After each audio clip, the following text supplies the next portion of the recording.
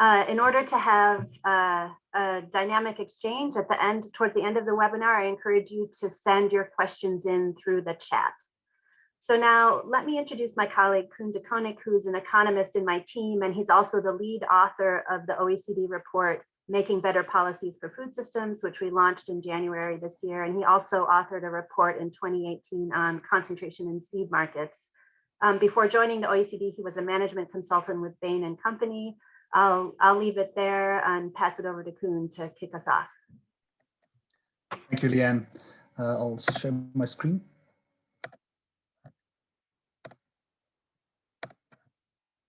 I hope everybody can see that. So thank you and welcome to everyone to this seminar on regulatory impact assessments and food systems. I wanted to give a very brief introduction about our report, Making Better Policies for Food Systems, which came out in January, because it also helps to explain why we're doing this particular webinar right now. So our report, there's a lot of discussion, or there's been a lot of ongoing discussions about food systems and whether food systems are broken or not. And when we started to look at this, we thought that whether it's broken or not is not a very helpful framing. It's very black and white. And so we thought it would be useful to have a more pragmatic and solutions-oriented take on what is actually working in food systems and how we can make better policies for food systems. And so our report, which was launched in January, asks three core questions. The first question is about the performance of food systems in terms of the challenges and achievements and the link with policies. The second question is, when we say food systems, we don't just mean agriculture, we mean linkages between nutrition, agriculture, the environment, livelihoods. So we're talking about a web of interactions between different policy domains. So that means that intrinsically it's a complicated system. So given that complexity, how do you go about making coherent policies? But a third question is, we also know that in general, it's difficult to reform policies for food systems. And so our third main question is, what stands in the way of achieving better policies and how do we overcome those obstacles? And this corresponds to the three core chapters of the report. To start with a short description of what's in the first chapter, we talk about the performance of food systems in terms of a triple challenge. And we say that food systems are expected to achieve food security and nutrition for a growing global population, but also livelihoods for hundreds of millions of people working in agriculture, working in fisheries, as well as people working on different stages of food supply chains. And of course, we also want environmental sustainability, and food systems have very important environmental footprints. In addition, as the COVID-19 crisis has shown very clearly, we also want resilience across those three dimensions. And the core message that we bring in our first chapter is we review the evidence on these different dimensions. And we show that things are not as black or white as they are sometimes portrayed. In fact, across these different dimensions, food systems have important achievements as well as some very serious shortcomings. And those shortcomings, of course, require an effective policy response. We also show that better policies can make a difference. So work by the OECD and also by many others has identified many areas where policies could be improved to improve the performance of food systems in terms of this triple challenge. But one thing that makes policy development for food systems difficult is the complexity of food systems, as this little diagram shows. So food systems involve many different aspects, many different drivers, many different outcomes. And as a policymaker, of course, when you're launching an initiative, you may have a specific objective in mind, but you also want to make sure that that initiative is not accidentally going to make things worse in other dimensions. But given the complexity of food systems, how do you go about doing that? And so in our second chapter of the report, we talk about pragmatic principles you can use to make things as simple as possible, but not any simpler, as we put it. And one of those is regulatory impact assessment, and we'll get to that in a second. In addition to food systems being complicated and having a lot of different interactions, we also know that that is not the only thing that stands in the way of achieving better policies. In our third chapter, we go into a bit more detail on what we see as frequent areas of disagreements in food systems. And the way we like to think about it is that there are disagreements over facts, over interests, and over values. And there's quite a bit we know about how food systems work and what kinds of issues there are, but there's also many areas where we still lack data and evidence, not only on the extent of problems or what's causing the problems, but also on what kind of policies would be effective. and what the potential synergies and trade-offs would be on other policy objectives if we try to introduce new policies. So it's really crucial there that any kind of new policy development happens built on a shared understanding of the facts. And again, regulatory impact assessments can be an important tool to build that shared understanding of the facts before we move ahead with new policy developments. We also know that facts by themselves, facts tell us how the world is. It doesn't necessarily tell us how the world should be. So that's where interests and values inevitably come into play. And interests are important because any kind of change in policies will tend to create winners and losers. And so they have an incentive to try and steer policy in their preferred direction. So it's really crucial that there is transparency, accountability, and the level playing field. And again, having a regulatory impact assessment and creating that shared understanding of the facts can help to bring all these effects out in the open and to create a basis for discussion. Facts and interests have been discussed quite a bit in the literature on food systems. There's a third component that we felt has not received as much attention as it should, and that is the role of values.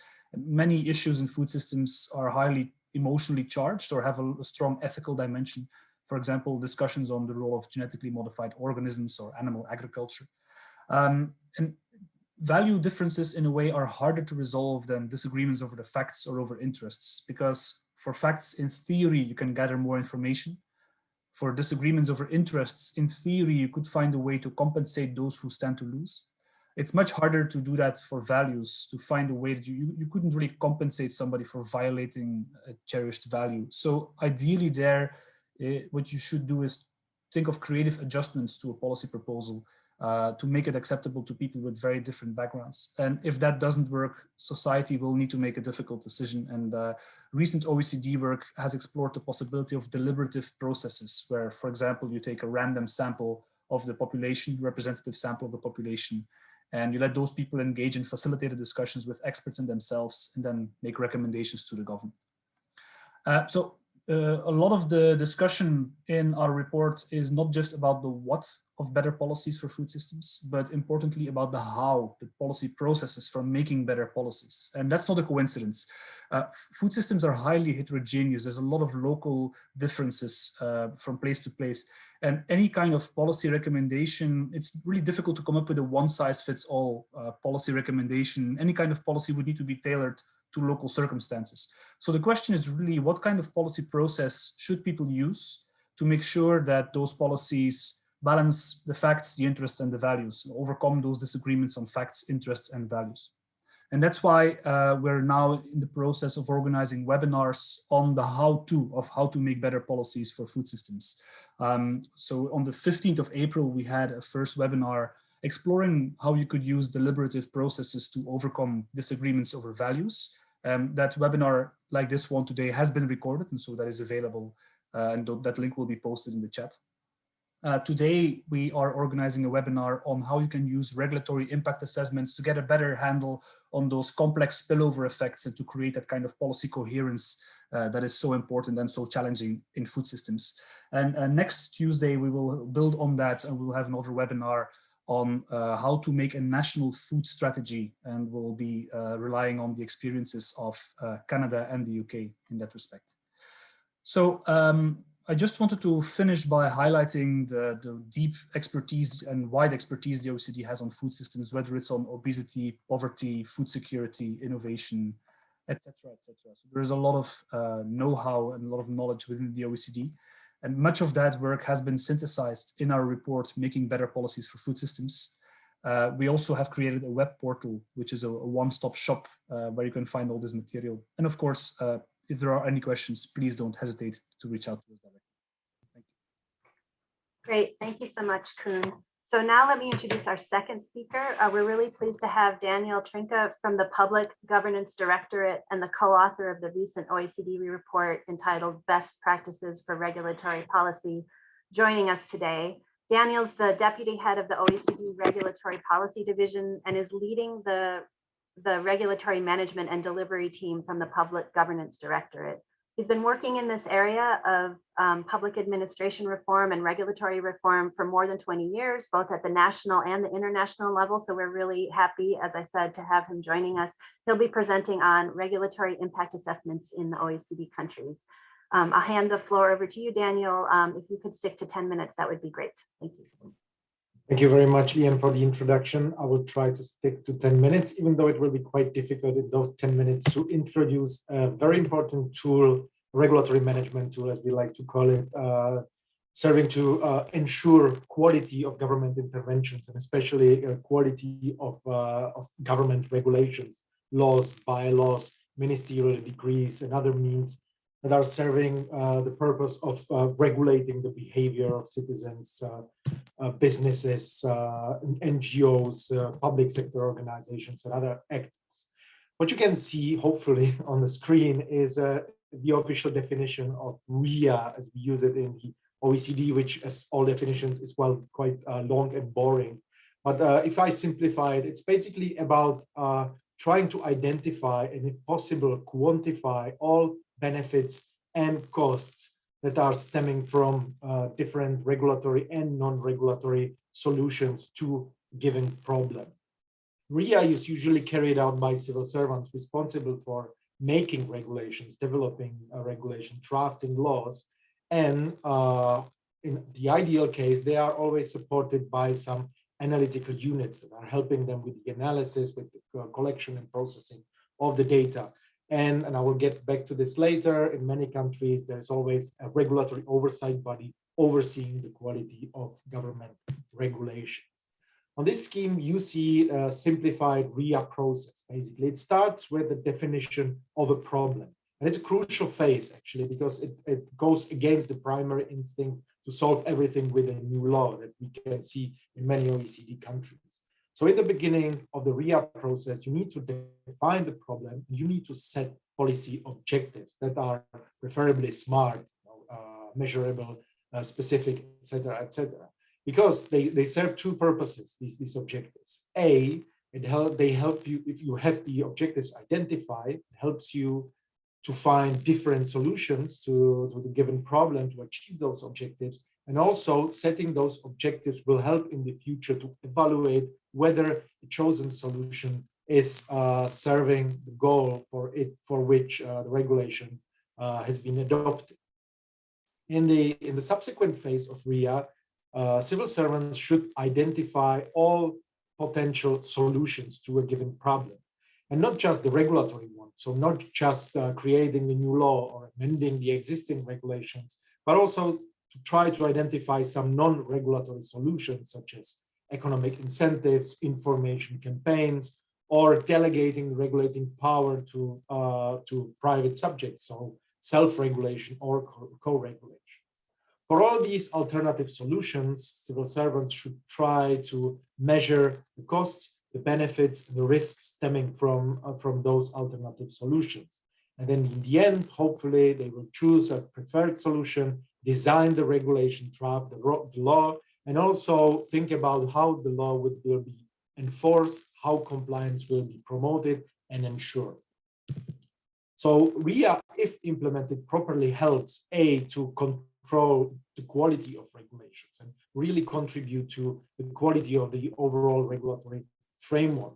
But it also helps to ensure policy coherence, that has been mentioned by Kohn. So that means that if there is a well-functioning regulatory oversight body, it should check whether these new draft regulations or other solutions are consistent with other regulations, but also with the government priorities, both domestically, but also internationally. So domestic laws, domestic standards do not go against what exists in neighboring or any other countries. And it's really in a more and more globalized world, it's really important to look at what's working outside your country.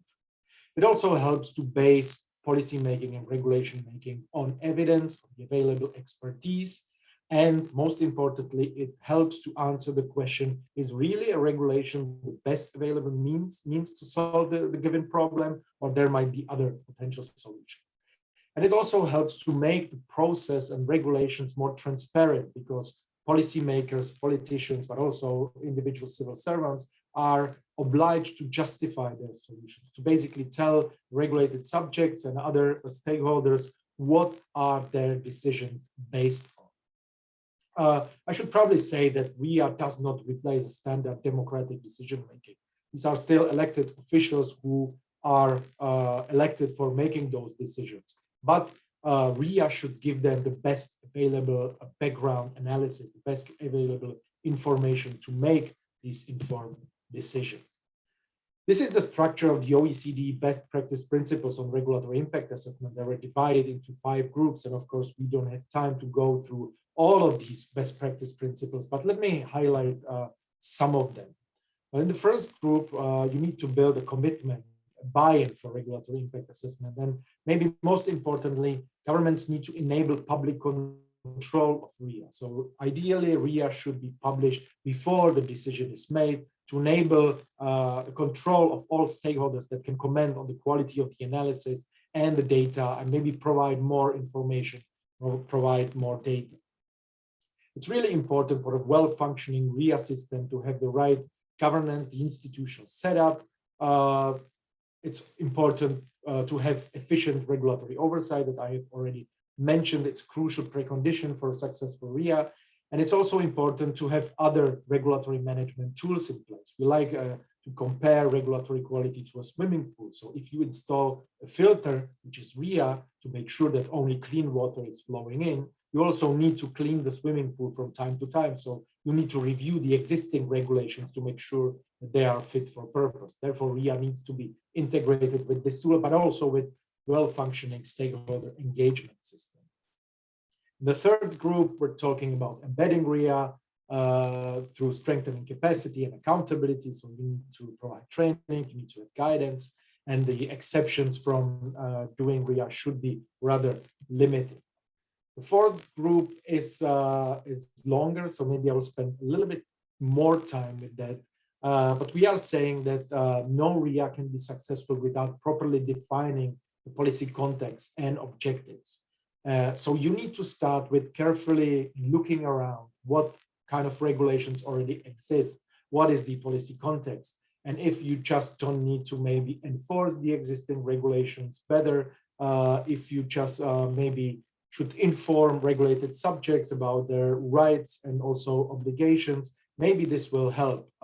And then, as I've already mentioned, you need to identify the problem correctly, and preferably this should be done already with all stakeholders, because they might look at the problem with from a different angle. They might perceive the problem as being more important or even less important, and you as civil servants might find out later in the process that actually the problem is not perceived as a crucial one, and therefore does not deserve to be solved through a government intervention. Like I said, you need to think about all alternatives, including non-regulatory solutions in the process, and you need to evaluate direct but also indirect costs. So not just cost for the directly regulated subjects, but also indirect costs for the environment, for the society, economic, environmental, social costs, indirect costs looking at the prices, consumer satisfaction, but also the impacts on well-being of the society. And public consultations, stakeholder engagements are really crucial in all stages of the process that I described in the beginning, because stakeholders are the ones who will help you to identify the problem better and set the objectives better. They might be the ones who can come up with alternative solutions you didn't think about. They will definitely be the ones who will give you input for evaluating costs and benefits, because they will know what the real life impacts will be of those solutions. And they should be the one who will also help you to design better enforcement strategies and compliance promotion strategies, because again, they have direct information. And like every policy, like any tool, it is really important to evaluate the functioning of RIA systems in a given country regularly to see whether RIA needs to be adjusted, whether RIA needs to be reformed. So I'm coming to an end. This is my last slide. These are crucial minimum requirements for a well-functioning RIA. And one of the most important things is that it always needs to be conducted at the inception of the regulation-making process and continue through the regulation-making process. Because in many countries, RIA is still carried out at the very end of the process to basically justify a solution that has been already selected. This goes completely against the purpose of regulatory impact assessment, because it should inform the decision-making process, not justify solution based on values or political preferences. Other minimum requirements are already mentioned, so I will stop here. If you want to know more about RIA regulatory policy, please go to our website. I will be happy to answer any questions you might have. Thank you. Thank you so much, Daniel. I stopped my clock at 10.01, so perfect. you set a high standard. So that was great. So that's the OECD's work in this area highlighted for you. And now it's really my pleasure to move to the second part of our webinar, which is to get some insights from practitioners. So first, I'd really like to introduce Fiona Duncan, who's joining us all the way from Wellington, New Zealand in the middle of the night.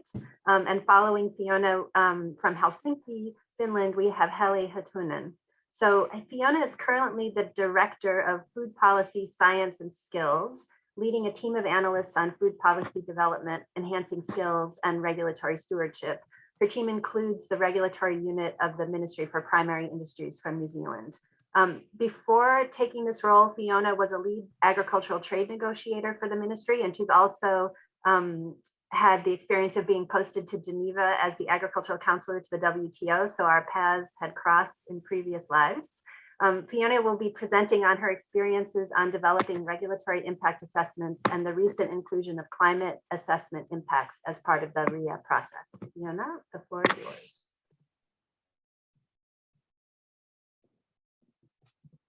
Okay, thank you, Leanne, and I will endeavour to stick within 10 minutes, but also talk slightly more slowly than my natural Kiwi propensity would lead me to do.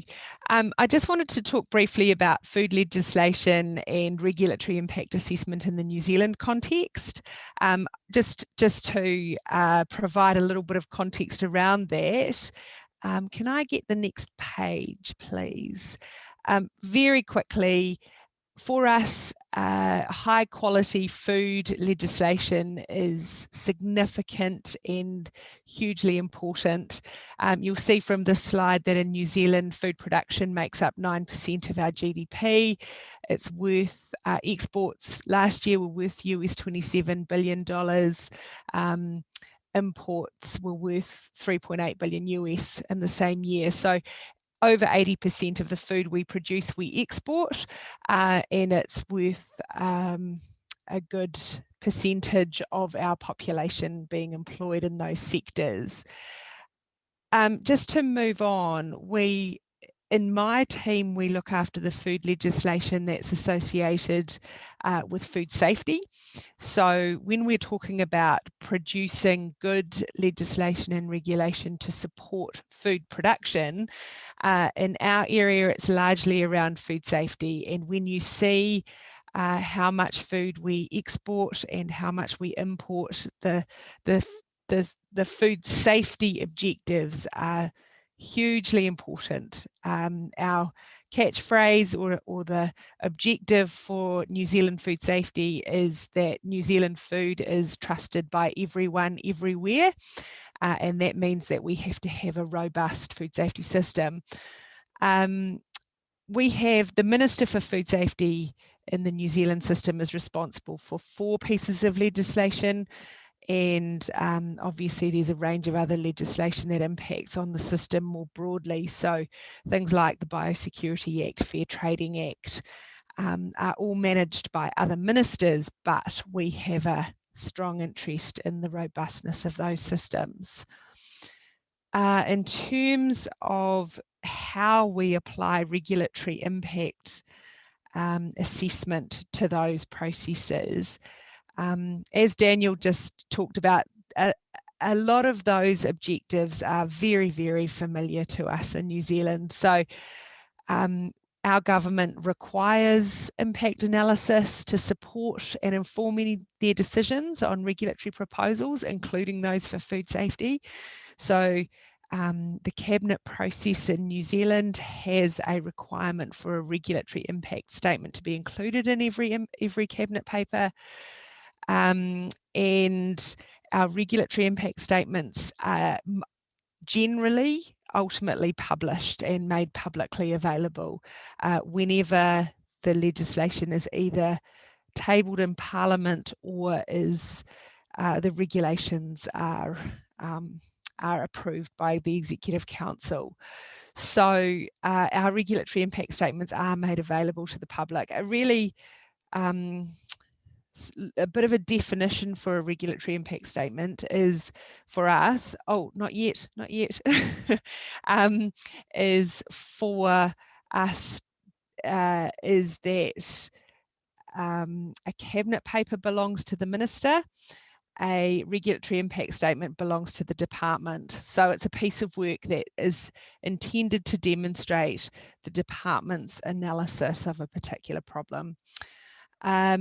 As Daniel flagged, it's really important that there is some structure around and guardianship around regulatory impact assessment and regulatory impact statement. So the New Zealand Treasury is the lead agency that is in place ensuring the quality of regulatory impact assessment across the public sector, but MPI is responsible for preparing and undertaking the policy work that's required for any food-related regulatory change. So in New Zealand, regulatory impact assessment is done whenever we have new legislation or regulation, any changes in legislation or regulation, and when there are any major and significant policy decisions being undertaken. We have a 7-step process, which is quite clearly outlined. And if you clicked on that link in the presentation there for the New Zealand Treasury, it will outline those steps. But effectively, the first step is early engagement, basically to get good input from the Treasury and from our quality assurance panel within MPI on a problem definition. Second step is identifying actually whether a regulatory impact assessment is required or whether there's a sort of stage for an exemption. There's some limited range of areas where you may be exempt from having to go through the entire process. Third step is to confirm your RIA process, including what input will be sought, where that will be come from, who will be consulted, what type of assessment needs to be done. Fourth step is to establish a quality assurance panel. Fifth step is actually to do the analysis. That's the big chunky one where all the work happens, and often in our system, at least at MPI, we'll get some external input into that sort of process. So the cost benefit analysis component can be complex and can require a bit of external expertise. Having said that, we do expect most capable policy analysts in the New Zealand system to be able to undertake a regulatory impact assessment. So you do your policy analysis in the fifth step, test your thinking and undertake the consultation that is required. In the sixth step, you get your regulatory impact assessment reviewed, and that is likely to go through the MPI at least panel process 2 or 3 times. It's a robust process, and depending on the scale of the policy change that's being proposed, that will sometimes also include external review and external quality assessment. And then finally, you get to publish your regulatory impact statement and include it with the cabinet papers for ministers' decisions. On the next page, next slide, it shows our quality review process has 4 criteria, and each paper, each regulatory impact assessment gets assessed against its completeness, how convincing it is. So completeness being, have you analysed the full range of options? Have you included the status quo? Have you included non-regulatory options? Have you included any of the range of regulatory options? Second criteria is it convincing? Where you've landed in terms of your recommendation. we've got a fairly strong expectation in New Zealand that we need to be clear and concise in these processes, so you get assessed on that. And has the regulatory, the proposal, or have the proposals been fully consulted? And actually sometimes that's where we have our biggest issue, is actually making sure all of our proposals are consulted against. So that's just to make sure, I think, as Daniel also flagged, that we've got full input from the full range of stakeholders, the general public, and including Māori, to identify whether the full range of options have been canvassed. In MPI, I'm currently responsible for the team, both who look after the food safety legislation as I outlined, but also regulatory stewardship and regulatory impact assessments and regulatory capability. So in my team is the group who look after the regulatory impact assessment panel, and in our organisation that's made up of senior policy practitioners who review every regulatory impact assessment that comes through our department and is intended to contribute really good, strong, robust advice. It can be a bit of a tough process for a young analyst coming through, but it's where you learn to do good policy work. The next thing in New Zealand, or the most recent addition to our regulatory impact assessment process, has been a new initiative introduced in November of 2019, which is led by our Ministry for the Environment, and this relates to climate implications of policy, and it's called a Climate Implications of Policy Assessment. And as I flagged there, it identifies the implication a decision may have for New Zealand's future greenhouse gas emissions. The intention is that it will support New Zealand meeting our greenhouse gas emission reduction targets and our future emission budgets under the Climate Change Response Amendment Act in 2019. The climate impact policy assessment is an additional complementary requirement. So it's not the same as a RIA, as a regulatory impact assessment, but it should complement the regulatory impact assessment. And it is quite likely that as part of your regulatory impact assessment, you will have done some kind of analysis of the climate implications. The next slide outlines when a climate implication for policy advice assessment needs to be done. And this is in occasions where there is a specific impact on an objective of the policy proposal is to decrease greenhouse gas emissions, or whether the impact on greenhouse gas emissions is likely to be significant. So for the Ministry for Primary Industries, that will be in some of our work on land use change, particularly on forestry related proposals. And as you'll see there are some really particular times when those have to be done. So our cabinet papers have two gaps: a point where we have to flag our regulatory impact statement response, and a point where we have to indicate whether our climate implications of policy have been included. Fiona, can I just mention that that was 12 minutes, so I'm not sure how many more slides you have. Only one. Okay, great. Carry on. Flip over to the next slide.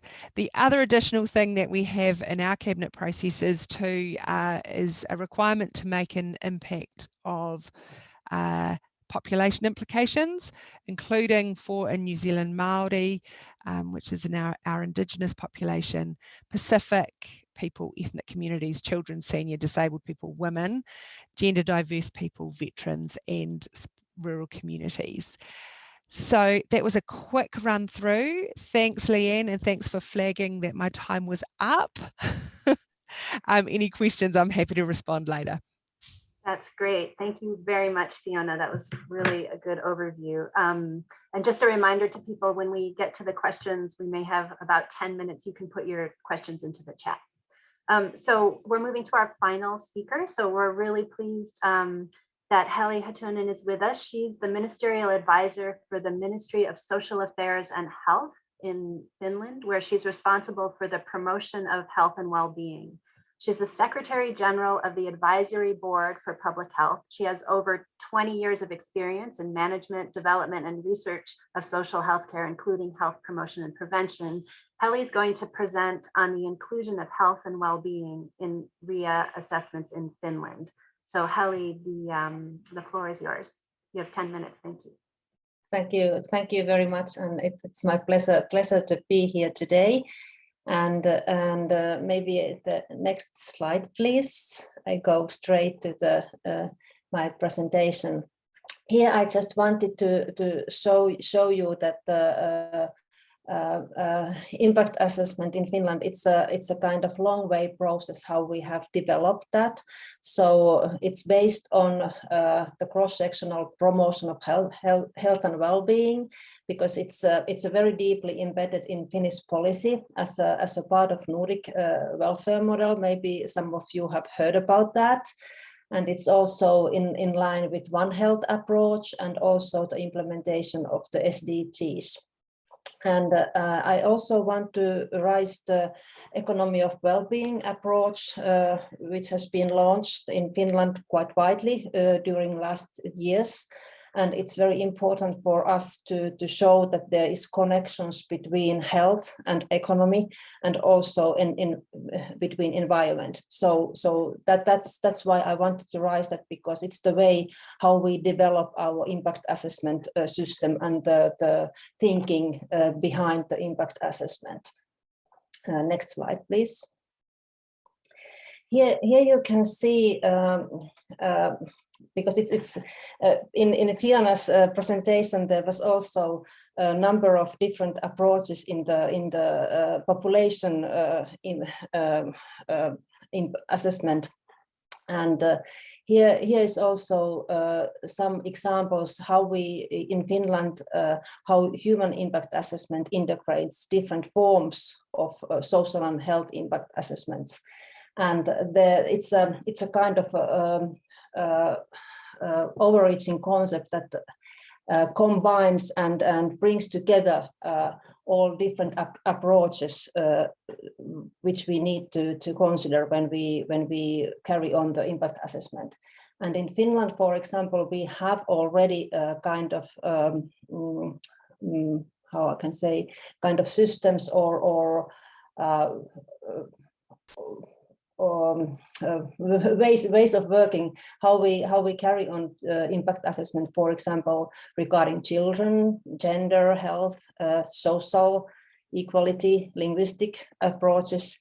But also I want to show that the human impacts are also assessed in connection to environmental impact assessment and economic and business impact. So they are connected all the time. So this is and this makes it also sometimes a little bit difficult in the practice, because there are so many approaches, and we have noticed that makes sometimes for decision makers, it makes it difficult them to understand that actually what need to be assessed when we talk about the impact assessment.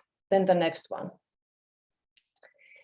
Why we have in Finland, why we have so many different approaches when we implement the impact assessment, is that we have a very strong basis from our laws. And for example, Healthcare Act, there are very strong demand on that. Act on equality between women and men, and also we have implemented the Convention on the Rights of the Child, and actually also different laws regarding the environmental impact assessment. It's also I have not put them here, but these are the most important things, and so that gives us very strong support to our implementation work in Finland. And then the next one, please. And what we then have, that was kind of basis what I told you, but we have also some structures in our country which support the implementation, the RIA and impact assessment, and one is the Council of Regulatory Impact Analysis, and it works around the quality of bills, and it's an independent body, and it has been for some years now, and it's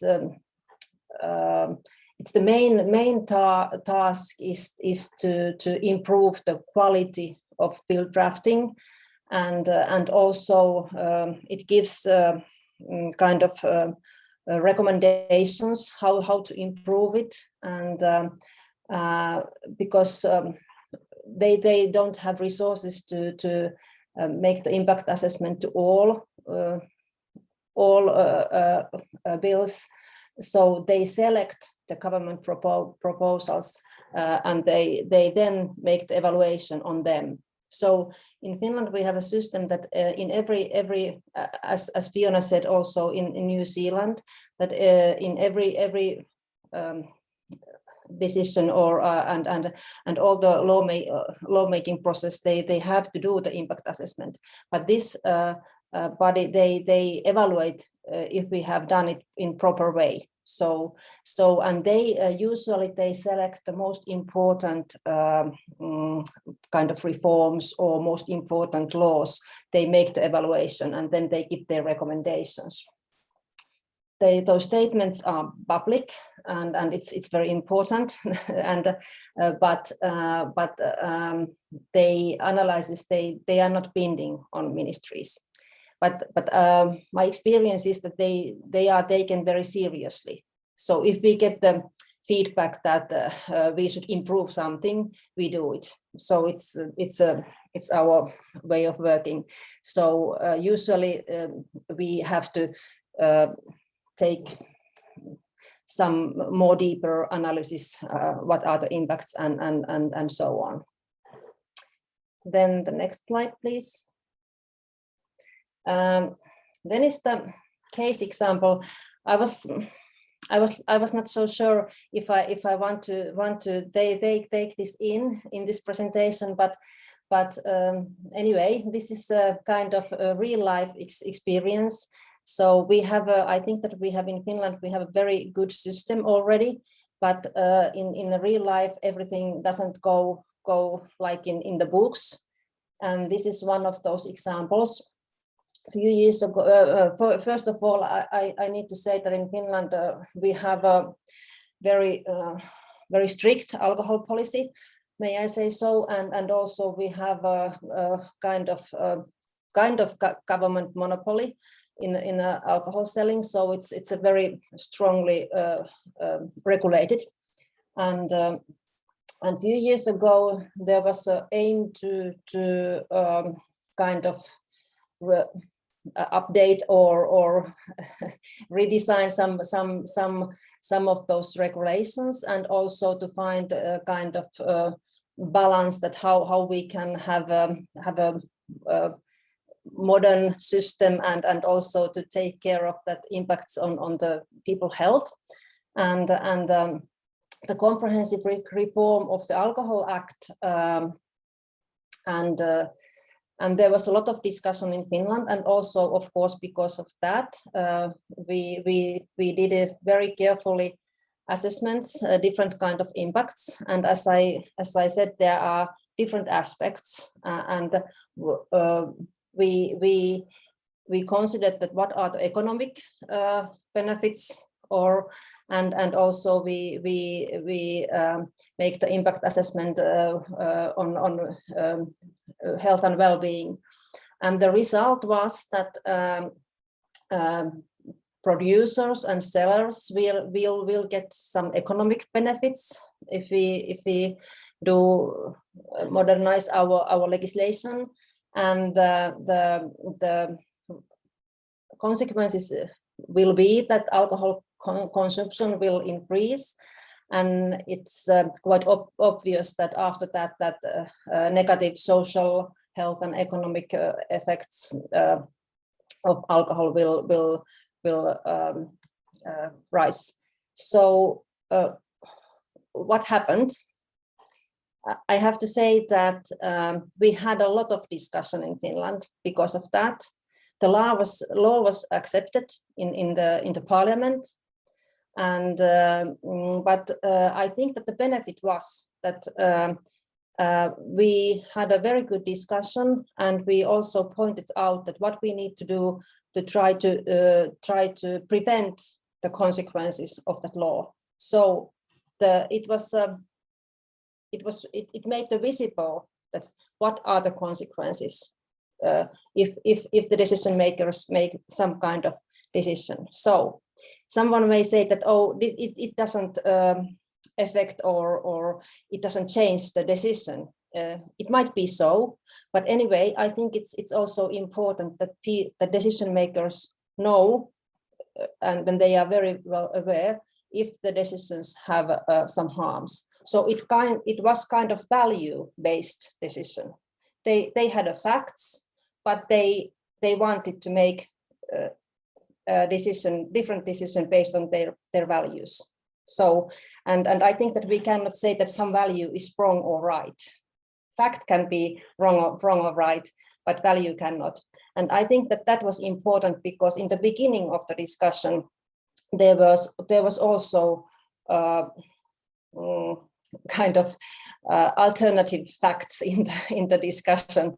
So that's why I think that impact assessment actually was a very important tool to have a true facts on the table, and then it was visible that what's going to happen, and then the decision makers did the decision based on their values. So that's why I think it was important also.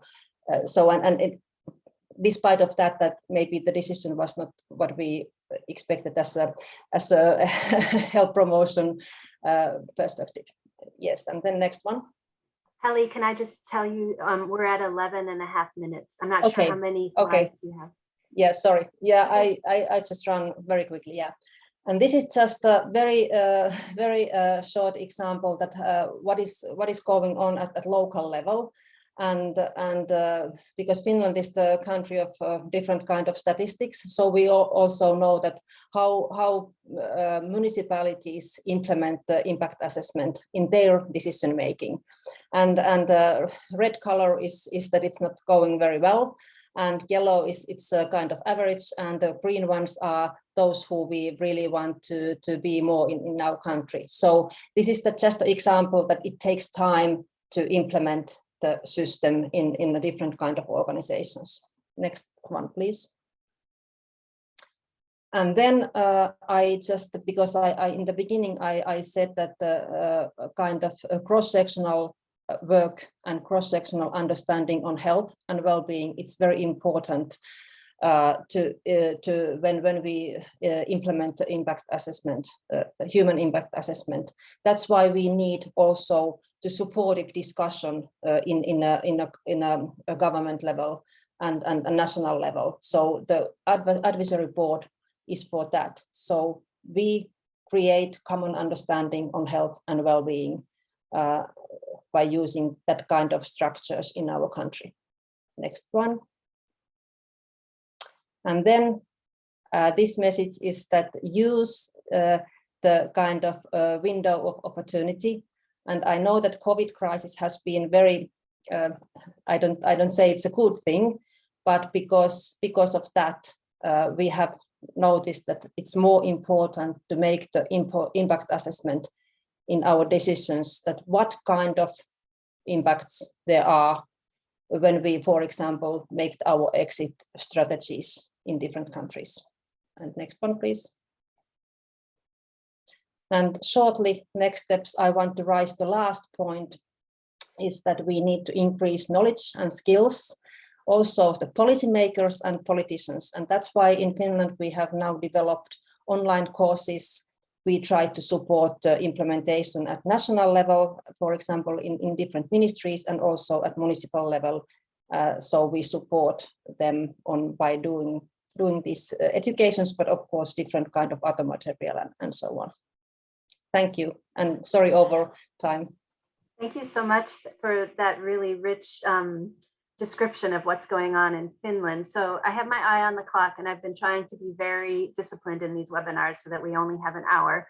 So what I'd like to do is ask Fiona and Heli if they have any thoughts about how RIA could be particularly helpful in the area of food policy.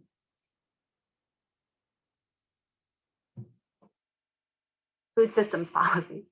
I don't know, Fiona, do you want to jump in and say a couple of words, and then I'll pass it over to Heli? Yeah, I mean, I think from our perspective, I've been talking largely about food safety policy, which is not exactly the same thing as food systems policy. So when we're talking about food systems, we're discussing a far wider question around sort of production, and in New Zealand, biosecurity is an important part of our food system, any export legislation, things like that. For us, RIA is fundamental, just even in the food safety policy, because it actually applies a degree of discipline around how we go about regulating. It makes us think about, I think as Daniel described, what are the range of tools that we can use that are non-regulatory, and to really consider the impact on a range of stakeholders. It does help remove quite a lot of potential bias that we're just a little bit unaware of, because it does apply a little bit of an overlay that is just a bit more of an economic discipline, I think, is probably the fundamental requirement that it applies, and just does result in better quality policy. Great, thank you so much. Heli, I don't know if you have any reflections on that. Maybe I can just add something, because I can absolutely agree with Fiona, but maybe I can add that at what it's a very important tool, for example, in Finland, to make it more visible that food system has a different kind of impacts, especially if I think my field, people health, but also economic aspects, and also environmental. That this is the kind of three things we try to think more together all the time. So I think that impact assessment, it's very good tool to support to develop our approach on that. Great, thank you. So I'm going to pick up one of the questions that's come in through the chat before closing. So this is a question from Wilfred Legg, who congratulates you on your presentations first.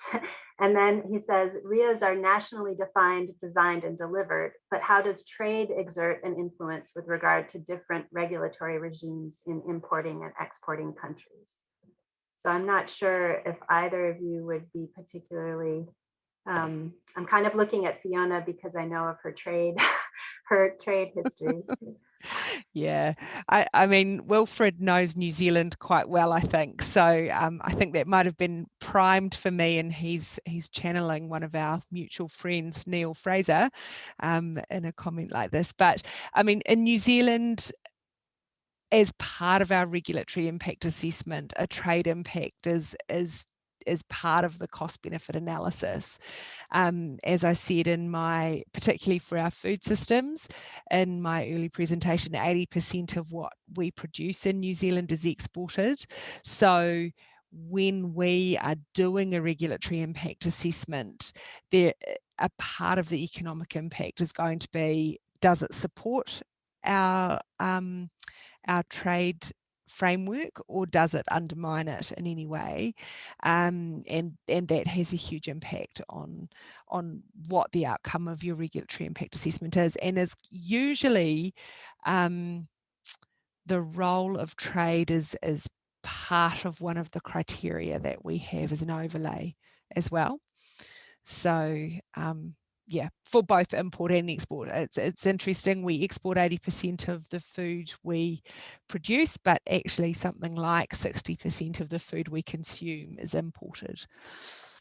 Thank you so much. So we're coming up on the clock. I see Daniel wants to come in on this, and then maybe I'll ask Koen and Heli if they would have any final thoughts, and then we'll close. So Daniel, over to you. I'll be very brief, but we have a whole body of work on the so-called international regulatory cooperation, which is exactly about that, using regulatory management tools at the domestic level to also evaluate the impacts new regulation will have on trade, on exports and imports, but also using regulatory management tools at the international level by international organizations such as the OECD. So maybe we can in the future organize another webinar on this topic. And in the meantime, you can check our website again for this publication.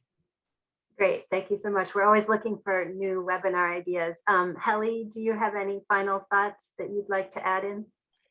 I think that I would like to only thank you very much. This was very inspiring webinar, and I have also something to take with me to my colleagues. So I just want to thank you very much in this space, and this was very good to hear your questions and have this discussion. Thank you very much. Thank you, Heli. Koen, last words? Nothing special to add from my side. Just thank you to the presenters, and thank you for the discussion. Okay, great. So we'll finish the discussions now. Thank you all for joining us. It was really great to hear the sort of context of these two different countries, but also the OECD background and the food systems work to put it all together. It was really useful for us. This is the second in the series of the webinars that I think Koen mentioned when he was discussing. We have one coming up on the 4th of May, which was put into the chat, I think, so you have the details there. If you missed our first hour webinar, there's also a link in the chat to see a recording of that. So stay tuned, there's more coming. Thank you everyone for joining us, and join me in thanking our speakers. Thank you very much. Have a good day. Thank you, bye-bye. Goodbye. Thank you.